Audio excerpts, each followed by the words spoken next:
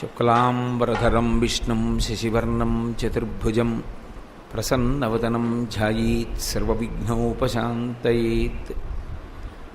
గురుర్బ్రహ్మా గురుర్విష్ణుః గురుర్దేవో మహేశ్వరః గురుః సాక్షాత్ పరబ్రహ్మ తస్మై శ్రీ గురవై నమః. వ్యాసాయ విష్ణురూపాయ వ్యాసరూపాయ విష్ణవే నమో వై బ్రహ్మనిధయే వాసిష్ఠాయ నమో నమః.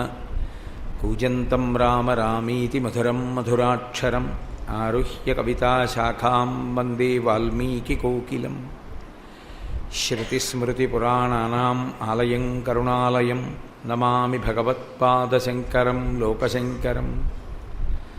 వాగర్ధావివ సంపృక్తౌ వాగర్ధప్రతిపత్తయే జగతః పితరౌ వందే పార్వతీ పరమేశ్వరౌ. సూక్తిం సమగ్రయతున స్వయమేవ లక్ష్మీః శ్రీరంగరాజమహిషీ మధురైః కటాక్షైః. వైదగ్ధ్యవర్ణకుణగుంభనగౌరవైర్యాం కండూలకర్ణకుహరాः కవయోధయంతి. హైమోర్ధ్వపుండ్రమజహన్మకుటం సునాసం మందస్మితం మకరకుండలచారుగండం. బింబాధరం బహుళదీర్ఘకృపాకటాక్షం శ్రీవేంకటేశముఖమాత్మనిసన్నిధత్తాం. విమలపటి కమలకుటి పుస్తకరుద్రాక్షస్యస్తహస్తపుటి కామాక్షి పక్ష్మలాక్షి కలిత విపంచి విభాసి వైరించి. మనోజవం మరుతతుల్యవేగం జితేంద్రియం బుద్ధిమతాం వరిష్టం వాతాత్మజం వనరయూధముఖ్యం శ్రీరామదూతం శిరసా నమామి. ఆపదామపహర్తారం దాతారం సర్వసంపదాం లోకాభిరామం శ్రీరామం భూయో భూయో నమామ్యహం. హరి ఓం. పరమేశ్వర స్వరూపైన సభకి నమస్కారం.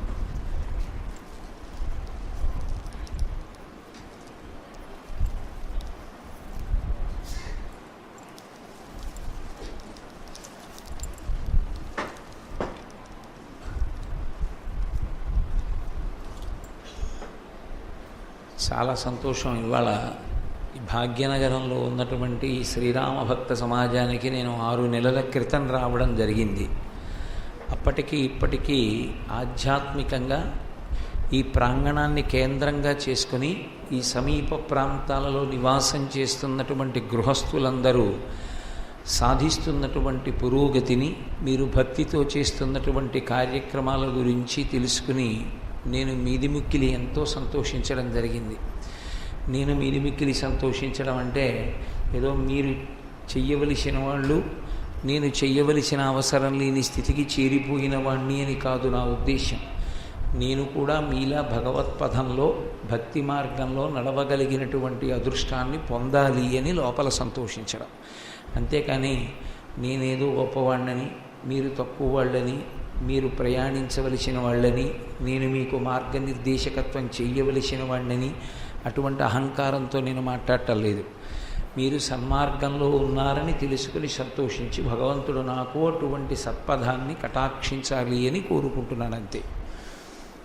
ఇక ఈరోజు ఆధ్యాత్మిక ప్రసంగం చెయ్యండి అని అడిగారు తప్ప మా శివశంకర్ గారు కానీ లేకపోతే ఈ శ్రీరామ భక్త సమాజానికి చెందినటువంటి కార్యకర్తలు కానీ నాకు ఇతమిద్ధంగా దీని గురించి మాట్లాడవలసి ఉంటుంది అని ఏమీ చెప్పలేదు. అయినా భగవంతుడు నాకు ప్రచోదనం చేసినటువంటి విషయం ఏదైతే దాని గురించి మీకు మనవి చేసే ప్రయత్నం చేస్తాను. మనకి తెల్లవారితే ముక్కోటి ఏకాదశి, దానికి చాంద్రమానంలో ముక్కోటి ఏకాదశి అన్న పేరు లేదు యథార్థానికి. మనం చాంద్రమానం పాటించేటటువంటి వాళ్ళం. ఋషులు కాలమును గణన చేశారు.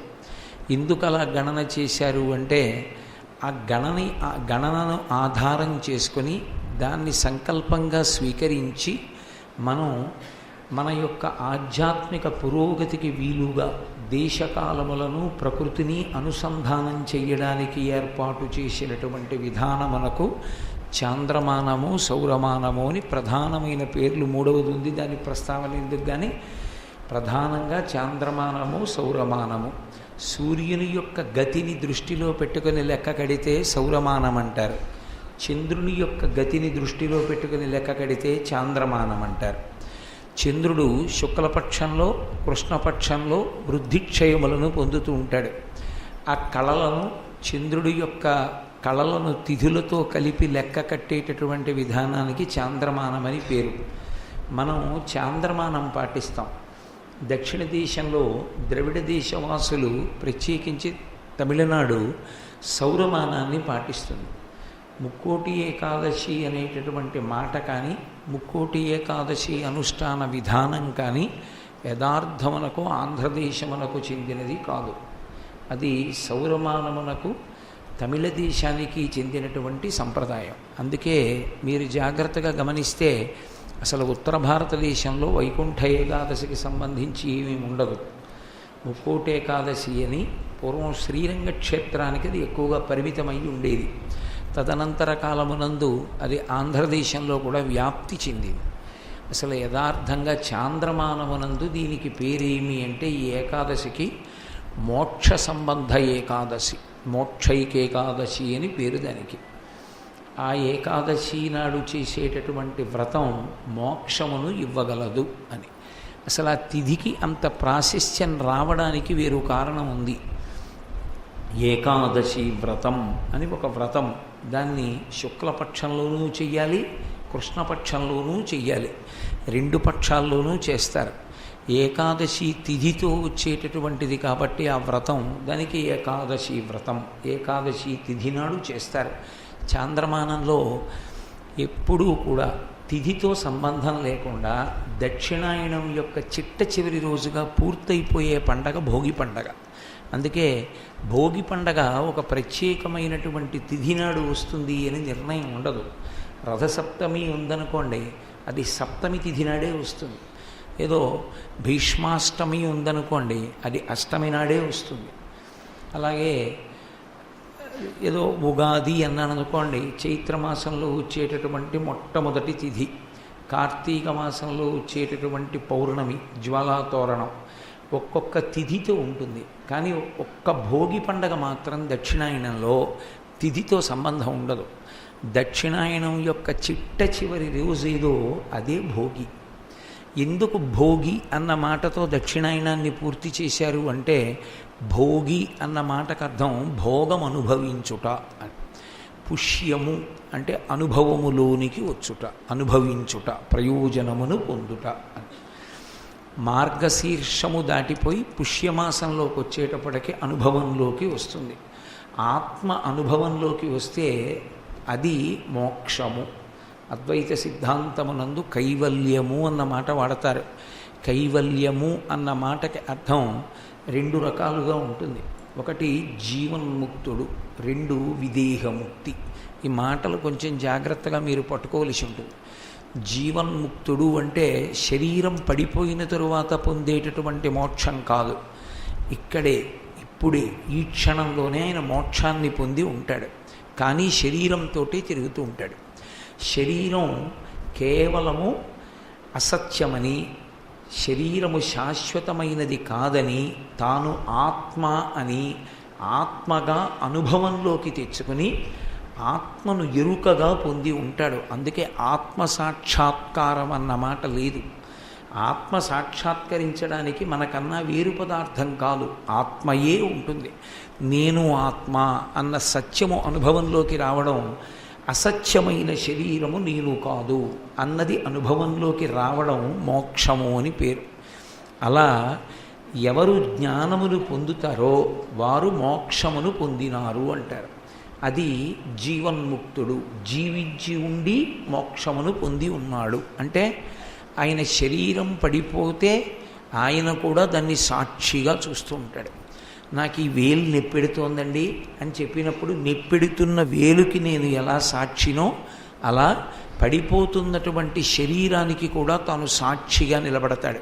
ఒక భగవాన్ రమణులలా, ఒక మహాస్వామిలా, ఒక చంద్రశేఖర భారతీ స్వామిలా, ఒక రామకృష్ణ పరమహంసలా, ఒక శుకబ్రహ్మల, ఒక వామదేవుడిలా నిలబడగలిగినటువంటి స్థితిని పొందిన నాడు జీవన్ముక్తుడు అంటారు.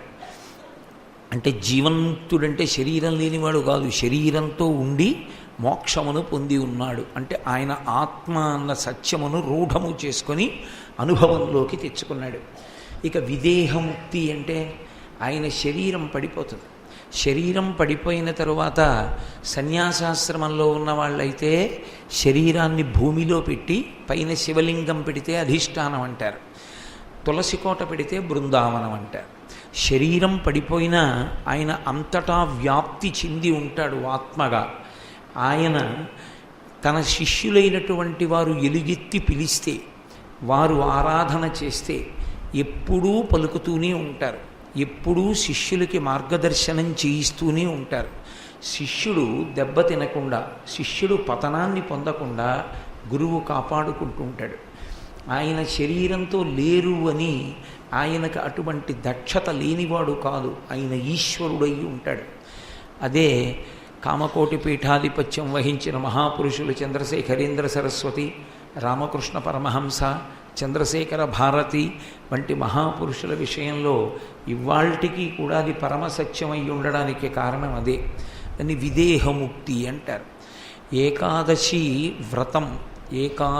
వ్రతం చాపి త్రయం అత్యంత దుర్లభం అని స్వామి పుష్కరిణీ స్నానం, సద్గురోః పాదసేవనం, ఏకాదశి వ్రతం చాపి త్రయం అత్యంత దుర్లభం.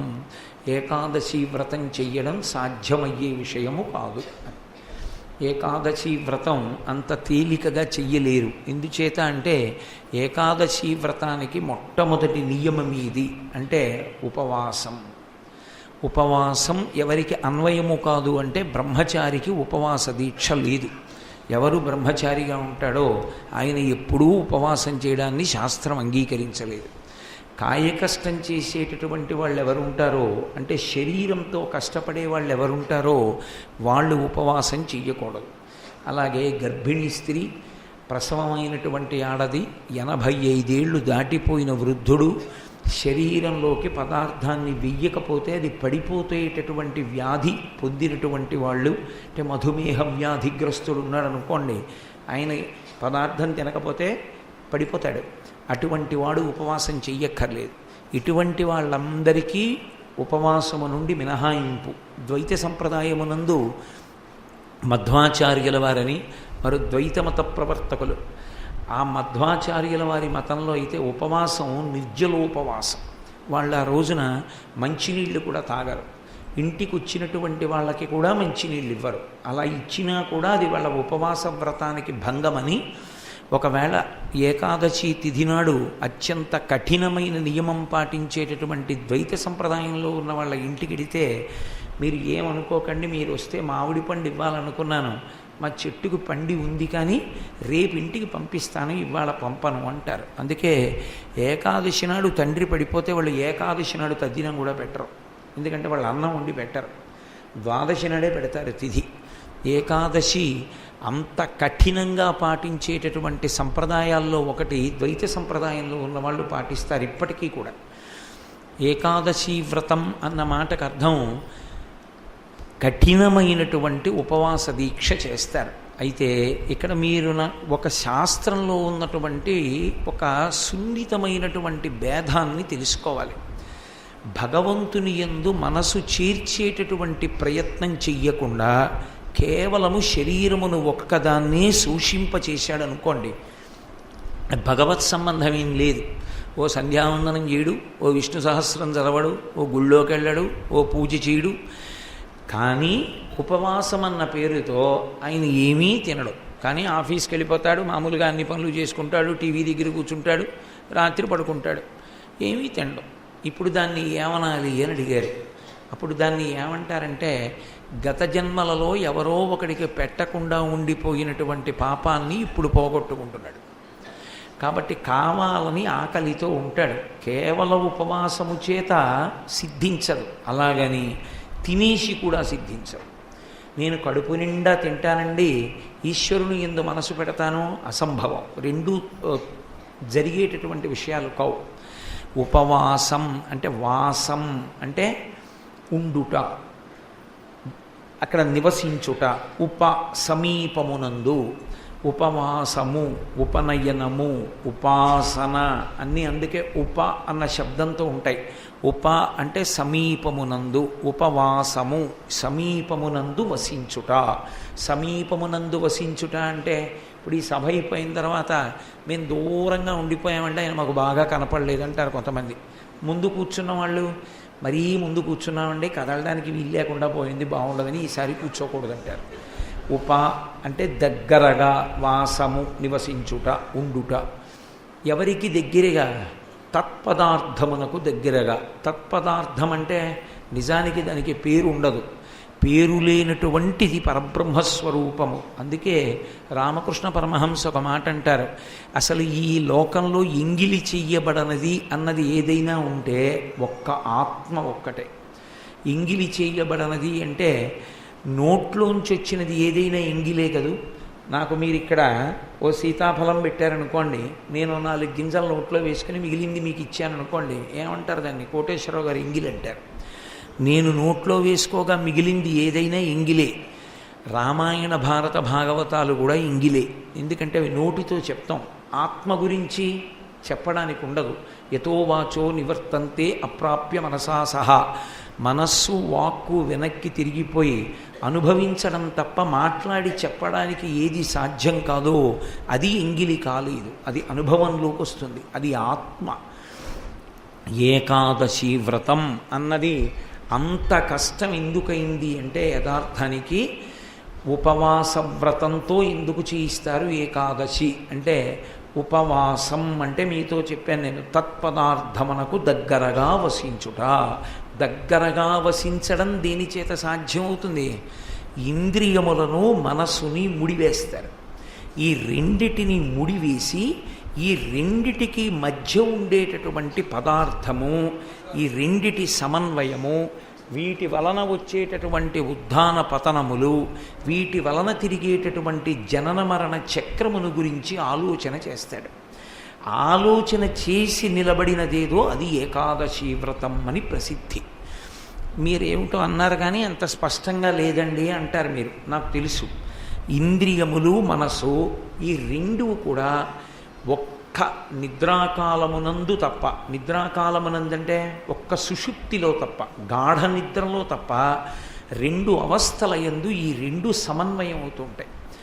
ఇంద్రియములు అంటే ఏకాదశం అని 11 ఇంద్రియములు ఉంటాయి మనకి. అసలు మనుష్యుని జీవితానికి ఉన్నటువంటి గొప్పతనం అదే. 11 ఇంద్రియములను అనుసంధానం చేస్తే 11వ రంధ్రంలోంచి వెళ్ళిపోతాడు. అందుకే జీవితమంతా ఏమి అని అడిగారు. జీవితమంతా రంధ్రాన్వేషణమే. రంధ్రాన్వేషణము అంటే కన్నమును వెతుకుట. జీవితం ఏమి అంటే రంధ్రాన్వేషణము. ఏ రంధ్రాన్ని అన్వేషించాలో అది అన్వేషించిన వాడు తరించిపోతాడు, అక్కర్లేని రంధ్రాన్వేషణ చేసిన వాడు నాశనం అయిపోతాడు. అంతే తేడా. వాడికి అదో అలవాటండి రంధ్రాన్వేషణ చేయడం అంటారు. రంధ్రాన్వేషణం అంటే ఏమిటో తెలుసా? మనకి కనపడేవి 9 కన్నాలు ఉంటాయి, అనుభవంలోకి వచ్చే కన్నాలు 9. 2 కళ్ళు, 2 ముక్కు కన్నాలు, 2 చెవి కన్నాలు 6, నోరు 7, మలద్వారం 8, మూత్రద్వారము 9. 9 రంధ్రములు. ఈ 9 రంధ్రముల గుండా బయటవి లోపలికెడతాయి, లోపలవి బయటికెడతాయి. ఇక సూక్ష్మమైనటువంటివి రోమకూపములు ఉంటాయి, వాటిని పెద్దగా లెక్కలోకి తీసుకోరు. ఈ 9టిని ప్రధానమైన రంధ్రములు. ఒకటి అమ్మ కడుపులోంచి బయటికి వచ్చినప్పుడు మూసుకుంటుంది, దాన్ని దశమరంధ్రం అంటారు.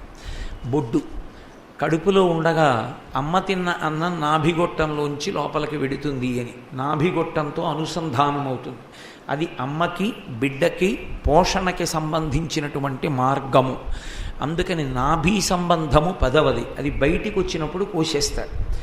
నాభి తెగిపోతుంది, హృదయ సంబంధం మిగిలిపోతుంది. వీడు నా కొడుకు అన్న భావన, ఈమె నా తల్లి అన్న భావన నిలబడిపోతాయి.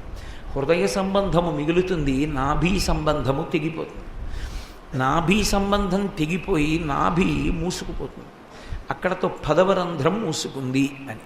11వ రంధ్రం తెరుచుకోవలసినటువంటి రంధ్రమునకు దారి వెతుకుతారు. దాన్ని ఏకాదశి వ్రతం అని పిలుస్తారు. ఏ 11వ రంధ్రం తెరవాలి అంటే ఆ రంధ్రం దగ్గరికి వెళ్ళి మూత తీయడం రావాలి. అది మూత తీయడం వచ్చేసింది అనుకోండి, వాడిక మళ్ళీ రాడు. ఆ ద్వారం గుండా బయటికి వెళ్ళిపోయిన వాడు ఎవరుంటాడో వాడు ఇక మళ్ళీ వేరొక శరీరంలోకి రాడు. ఆసారి ఎప్పుడు వెళ్ళాడో అలా అదే ఆఖరిసారి వెళ్ళిపోవడం. ఆ 11వ రంధ్రం ఎక్కడుంటుంది అంటే బ్రహ్మరంధ్రము అని ఇక్కడ ఉంటుంది అంటారు. అందుకే దాన్ని చేత్తో ముట్టుకోరు. దాన్ని గట్టిగా కొట్టడం కానీ లేకపోతే అక్కడ ఎవరు పడితే వాళ్ళు చెయ్యి పెట్టడం కానీ చెయ్యకూడదు. అది బ్రహ్మరంధ్రమునకు ఒక శక్తి ఉంటుంది, అది తేజస్సును అందుకుంటుంది. అందుకే ఒక్క గురువు మాత్రమే హస్తమస్తక సంయోగంలో తన చెయ్యి శిష్యుని యొక్క తల మీద పెడతాడు. ఇతరమైనటువంటి ఏ సందర్భంలోనూ తల మీద చెయ్యి పెట్టకూడదు. ఒక్క ఆశీర్వచనం చేసినప్పుడు పెడతారు. తల్లి కానీ తండ్రి కానీ ప్రత్యేకించి తలస్నానం చేయించేటప్పుడు అభ్యంజనము అని ఉంటుంది. ఒళ్ళంతా నూనె రాసుకోవాలి అని, దానివల్ల అలక్ష్మి పోతుంది అని. నూనె రాసుకుంటే లక్ష్మి యొక్క స్పర్శ కలుగుతుందంటే లక్ష్మీదేవి యొక్క అనుగ్రహం. తైలే లక్ష్మి జలే గంగా అని పర్వదినాల్లో నీటి యందు గంగా, నూనె యందు లక్ష్మి ప్రవేశిస్తాయి.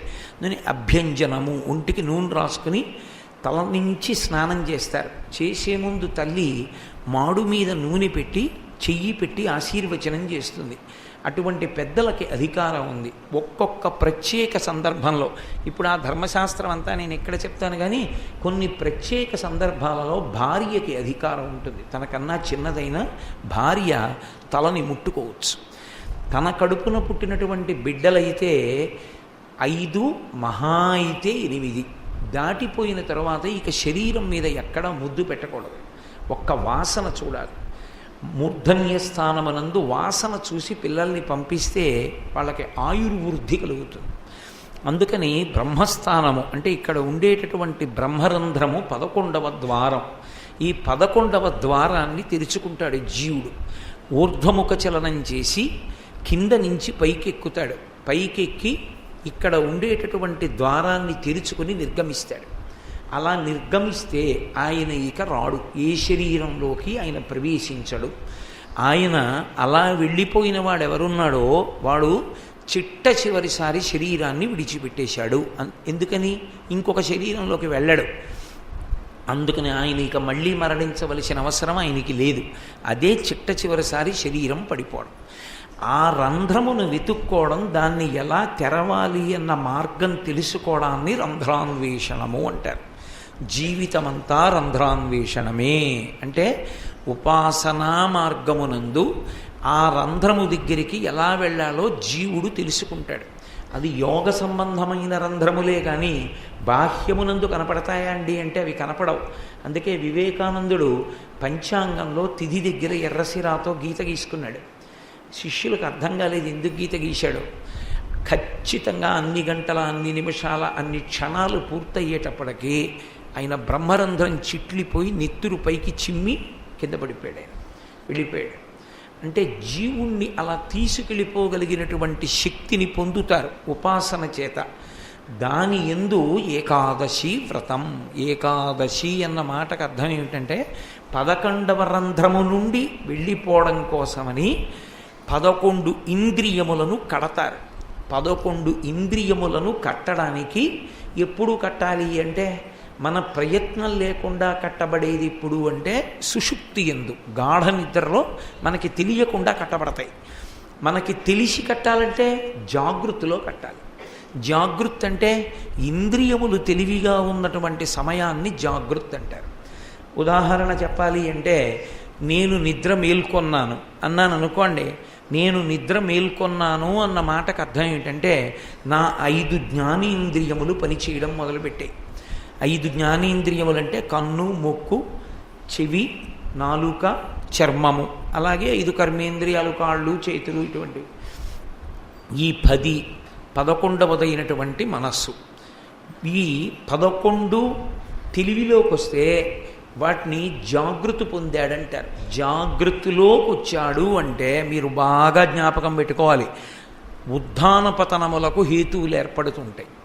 వాడి యొక్క జీవన క్రమం వాడు ఈశ్వరుడి వైపుకి చేరాలా చేరకూడదా అన్నదానికి సంబంధించినటువంటి కెరటాలు పడిలేస్తాయి. ఎందుకని? సంఘర్షణ ఎక్కడొస్తుందంటే ఇంద్రియాలు, మనస్సు 2 ఒకదాన్నొకటి ప్రభావితం చేసుకుంటాయి. మీకు నేను ఉదాహరణ చెప్పాలి అంటే, నా అన్నిటికన్నా ఇంద్రియాలకి నాయకత్వం ఎవరిది అంటే కంటిది.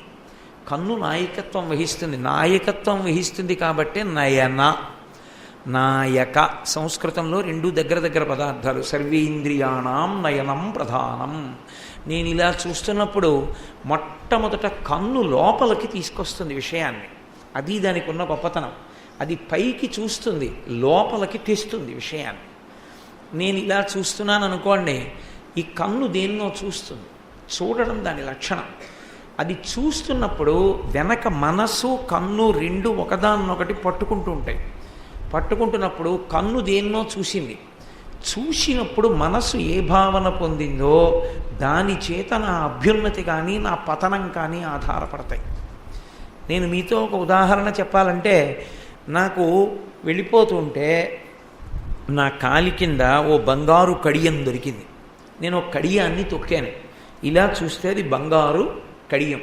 ఇప్పుడు మొదట స్పర్శ చేత తెలిసింది ఏదో తొక్కుతున్నానని. అది కడియం అని ఎప్పుడు తెలిసింది? కర్మేంద్రియం వల్ల తెలియదు, జ్ఞానేంద్రియం వల్ల తెలుస్తుంది ఇది కడియం అని. కన్ను చూసింది బంగారు కడియం. వెంటనే మనసు గ్రహిస్తుంది అది బంగారు కడియము.